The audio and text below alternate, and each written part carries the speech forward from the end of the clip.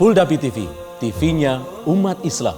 Bismillahirrahmanirrahim. Assalamualaikum warahmatullahi wabarakatuh. Innal hamdalillah nahmaduhu wa nasta'inuhu wa nastaghfiruh wa natubu ilaihi wa na'udzu billahi min shururi anfusina wa sayyiati a'malina. May yahdihillahu fala mudilla lahu wa may yudlil fala hadiya lahu. Asyhadu an la ilaha illallah wahdahu la syarika lah wa asyhadu anna Muhammadan abduhu wa rasuluhu la nabiyya wa la rasula ba'da. Amma ba'du. Fa inna asdaqal hadithi kitabullah wa khairul hadi hadi Muhammadin sallallahu alaihi wa ala alihi wa sallam wa syarrul umuri muhdatsatuha wa kullu muhdatsatin bid'ah wa kullu bid'atin dhalalah wa kullu dhalalatin finnar. Ma'asyiral muslimin, azani Allah wa iyyakum. Kita lanjutkan pembacaan kitab Riyadhus Shalihin karangan Imam An-Nawawi rahimahullahu taala, masuk kepada hadis yang ke-21 dalam bab kasratul khair.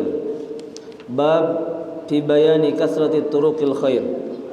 Hadis ini berbunyi, An Abil Munziri Ubay ibn Ka'b radhiyallahu ta'ala anhu annahu qala kana rajulun la a'lamu rajulan ab'ada minal masjid minhu wa kana la tukhti'uhu salah faqila lahu aw faqultu lahu law ishtarayta himaran tarkabuhu fi adh-dhalma wa fi ar-ramda faqala ma yasurruni anna manzili ila janbil masjid inni uridu an yuktaba li mamshaya ila al-masjid wa ruju'i idza raja'tu ila ahli faqala Rasulullah sallallahu alaihi wasallam qad jama'a Allahu laka dhalika kullah, rawahu Muslim.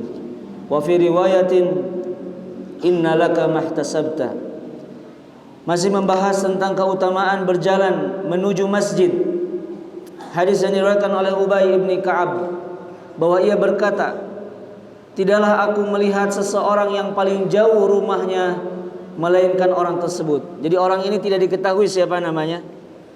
Tidak diketahui siapa namanya, tetapi Ubay mengatakan, aku tidak tahu siapa yang paling jauh rumahnya dibanding orang ini. Jadi orang ini paling jauh rumahnya dari masjid.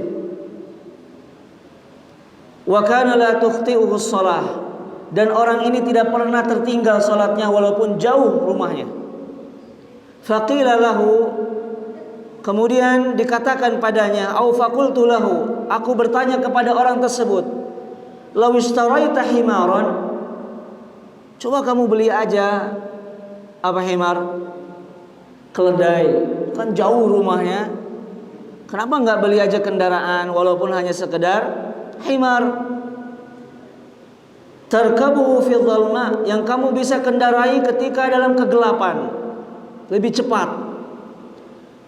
Wa fir ramda, atau kamu kendarai ketika hari panas terik, daripada harus berjalan jauh kemudian sampai ke masjid. Apa jawaban orang tersebut? Ma yasurruni anna manzili ila janbil masjid. Aku tidak mau walaupun rumahku dipindah ke dekat masjid. Jadi sudah enjoy gitu, jauh-jauh ini sudah passionnya begitu, sudah menikmati jauh masjid. Kalaupun nanti rumahnya dipindahkan ke sebelah masjid, saya nggak mau. Jadi biar dekat rumahnya di samping masjid, saya nggak mau. Inni uridu an yuktabali mamshaya ilal masjid. Karena aku ingin setiap langkahku menuju sholat Allah tuliskan kebaikan. Jadi dia memilih untuk tinggal jauh dari masjid agar langkah-langkah kakinya menjadi saksi dan pahala di sisi Allah Subhanahu wa taala. Wa ruju'i idza raja'tu ila ahli. Begitu juga saat aku pulang dari masjid untuk kembali ke keluargaku, mudah-mudahan pahalanya semakin banyak. Faqala Rasulullah, maka Rasulullah sallallahu alaihi wasallam saat mendengar kisah ini, beliau katakan, qad jama'allahu laka dzalika kullah. Sungguh orang tersebut telah mendapatkan apa yang dia inginkan. Hadis ini sama dengan hadis yang dibahas pada hari kemarin tentang pahala melangkahkan kaki kita ke masjid, menggunakan kaki, berjalan, dan setiap langkah yang kita angkat akan menjadi derajat bagi kita semua. Akan tetapi ikhwatal iman, azani Allah wa iyyakum, saya tidak ingin membahas tentang pahala mengangkat kaki karena sudah sering berulang-ulang, karena memang hadis-hadis ini semuanya rata-rata sama. Kalau bisa panitia hadis yang sama digabung saja, jadi biar cepat selesai, jadi tidak mengulang faedah berulang-ulang. Tapi ada hal yang kita bisa pelajari di sini, adalah kesederhanaan para sahabat. Kesederhanaan para sahabat ridwanullahu ta'ala alaihim. Kesederhanaan para sahabat. Para sahabat itu tidak suka privilege. Para sahabat itu tidak suka yang namanya mewah-mewah. Rasulullah SAW dalam hadis yang diriwayatkan oleh Imam At-Tirmidzi dalam Syama'il Muhammadiyah, walaupun dikatakan oleh Syekh Albani hadisnya lemah, sanadnya lemah, ketika Rasulullah SAW memiliki kasur, yang kasurnya tersebut terbuat dari bahan yang kasar, mungkin kalau orang lihat kok Rasul tidurnya di tempat yang seperti itu, akhirnya para sahabat memberikan tempat tidur jauh lebih layak untuk Rasulullah. Kata Rasulullah apa? Pulangkan lagi, balikan lagi ke seperti sedia kala yang mana aku tidur di tempat tersebut. Karena tempat tidur yang mewah membuat aku menjadi malas untuk ketaatan dan menghalangiku untuk bangun salat malam. Rasulullah SAW adalah Rasul kita, kedua kita. Tetapi lihat rumahnya bagaimana. Bahkan dalam riwayat dikatakan ketika Rasulullah SAW gelasnya pecah, beliau tidak membeli lagi gelas yang lain, tetapi apa? Menambal gelas tersebut. Lamun masih kena bisa dipakai, ulah melinu anyar. Baju Rasulullah SAW juga demikian, tidak memiliki baju kecuali beberapa helai. Di antara para sahabat, salah satunya kisah yang dibawakan di dalam Suwar min Hayatit Tabi'in, Sa'id ibn Amir Al-Jumahi radhiyallahu ta'ala anhu, ketika beliau diangkat menjadi gubernur di Syam, Umar bin Khattab radhiyallahu anhu mengutus pasukan pengawal untuk mendata orang fakir miskin. Ternyata salah seorang dari fakir miskin itu adalah Sa'id bin Amir Al-Jumahi. Kemudian rakyatnya melaporkan Sa'id bin Amir Al-Jumahi kepada Umar bin Khattab radhiyallahu ta'ala anhu 3 laporan. Salah satunya adalah Sa'id bin Amir selalu tidak masuk kantor seminggu minimal 1 kali. Jadi 1 kali 1 hari itu, seminggu pasti dia tidak keluar untuk ngantor. Kemudian rakyatnya melaporkan kepada Umar, wahai Umar, gubernur kita ini gak benar. Sudah dibayar, sudah dijadikan gubernur, tapi kalau seminggu pasti ada aja dia libur. Apa yang dikatakan oleh Sa'id bin Amir Al-Jumahi kepada Umar, wahai Umar, sesungguhnya aku tidak memiliki pakaian kecuali yang aku pakai. Sehingga ketika pakaianku dicuci, aku harus diam dulu di dalam rumah sampai pakaianku kering, barulah aku bisa keluar. Ada sampai sekarang kita nggak ngantor alasannya izin Ustaz Momo bagian akademik baju dicuci. Dia nggak punya baju kecuali baju seragam satu. Ada nggak bisa ngajar ke kelas karena tidak punya baju. Alhamdulillah. Lihatlah sahabat ridwanullahu ta'ala alaihim, ketika ditawarkan dengan segala kesulitan dan kesusahan, coba beli saja seekor himar murah meriah, bisa membantu kamu berjalan menuju masjid. Kata sahabat tersebut, walaupun rumahku didekatkan dengan masjid, aku tidak mau, apalagi harus beli kendaraan. Maka ikhwatal iman, azza Allah wa iyyakum, biasakan untuk hidup merendah. Karena terkadang privilege, kelebihan-kelebihan, kedudukan, fasilitas yang kita rasakan melalaikan kita. Kalau bisa kita ambil yang paling rendah, ambil yang paling rendah. Orang yang biasa duduk di tempat ber-AC, ucang-ucang kaki, makanan lezat, akan sulit untuk berada di lapangan. Orang yang biasa dengan memimpin di atas, ketika ke bawah sulit, karena sudah biasa berada di angin, dia sulit untuk mendarat ke bumi. Biasakan kita merasakan apa yang dirasakan di bawah. Sebagaimana Rasulullah SAW ketika Arab Badui datang, aina Muhammad? Mana Muhammad?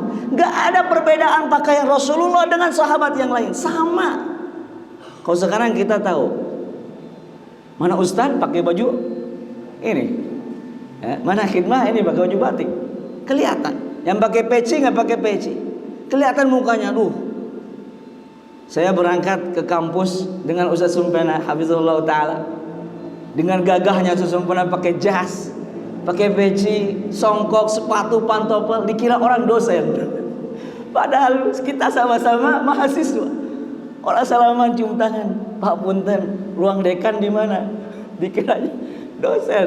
Di kamar mandi ngantri, Pak ngaulang lawan. Aduh, abdi ge sawi Pak mahasiswa. Orang itu melihat penampilan kita dikiranya Ustaz Sumpena dosen, ya kan? Karena saking rapihnya pakaian. Tetapi di zaman Rasulullah tidak ada seperti itu. Umar bin Khattab sama dengan rakyatnya. Rasulullah SAW dalam riwayat sampai nggak bisa mana Rasulullah ini. Kalau duduk di masjid sama semuanya. Maka itulah keteladanan yang bisa kita ambil dari kehidupan sahabat dengan Rasulullah. Kita sebagai orang-orang yang menjunjung tinggi manhaj salaf, marilah kita melihat bagaimana semangatnya ibadah dan tidak menjadikan kekurangan alasan kita untuk tidak melakukan yang lebih baik. Jangan selalu terikat fasilitas, tapi dahulukan kualitas. Quotes itu. Jadi jangan selalu menunggu fasilitas. Saya mau ngajar kalau nanti sudah S2, udah S2 kayaknya kurang, harus S3 dulu mau ngajar. Nanti prop dulu saya baru bikin buku, nanti saya jadi dosen. Tidak. Ilmu yang kita miliki ajarkan. Rasulullah mengatakan innallaha idza ahabba 'abdan ista'malahu. Allah Subhanahu wa taala apabila mencintai seorang hamba, dia buat hamba itu terus beramal. Jadi kalau kita nganggur, hati-hati. Bisa jadi kita tidak diinginkan oleh Allah untuk beramal soleh. Kita sudah banyak, apa-apa kita miliki, fasilitas, motor punya, mobil punya, rumah punya, tapi ibadah kita nol. Jangan-jangan Allah tidak menginginkan kita untuk beribadah kepadanya. Saya mau ngapal Quran kalau nanti sudah punya mushaf, kalau dicocol langsung keluar suara. Kalau nanti saya punya mushafnya yang bagus dari Madinah baru mau menghafal Quran. Ternyata Allah mengharamkan matanya untuk melihat mushaf Al-Quran. Mau mushaf terbuat dari emas, perak, dia tidak akan menghafalnya, karena dia menunggu kesempurnaan. Yang ada saja gunakan.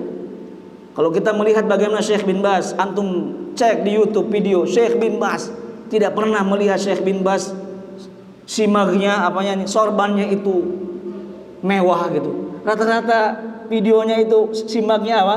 Seperti simak bekas orang Afrika itu kan Ustaz Ihsan. Biasa orang Afrika jualan baju-baju bekas itu ya, simak bekas. Syekh bin Baz level Syekh. Tapi pakaiannya itu kadang kalau dilihat, kalau beli aja mungkin 100 atau 150 real kebeli Syekh. Begitu juga kendaraan. Syekh bin Baz punya kendaraan. Ketika beliau berangkat menuju Masjid Nabawi, dia berikan kepada penuntut ilmu yang lainnya, silahkan gunakan mobil saya untuk antar jemput mahasiswa dari kampus ke Madinah, ke Masjid Nabawi, pakai saja. Masya Allah, karena beliau mengatakan zakatnya mobil itu naikin orang, turunin orang untuk melakukan menuntut ilmu. Masya Allah, demikianlah ketawaduan para ulama. Mereka semua semangat untuk meniru para sahabat dan Rasulullah SAW. Semoga kita tidak dimanjakan dengan privilege, ya, keistimewaan yang kita miliki. Mari ambil peran. Mari ambil peran dalam Islam. Jangan menunggu kesempurnaan. Para khidmah yang sekarang baru lulus, ilmu yang antum miliki, dakwahkan. Jangan malu karena ada ustadz mungkin yang LC di atas anak. Tidak masalah. Selama itu kebaikan, jangan pernah malu. Segera ambil peran. Ambil bagian dalam perjuangan dan jangan menunggu kesempurnaan. Karena kita kalau menunggu kesempurnaan, yang ada malah kita bermalas-malasan. Demikian kajian kita pada siang hari ini. Wassallallahu ala nabiyina Muhammad. Subhanakallahumma wa bihamdika asyhadu an la ilaha illa anta astaghfiruka wa atubu ilaik. Assalamualaikum warahmatullahi wabarakatuh.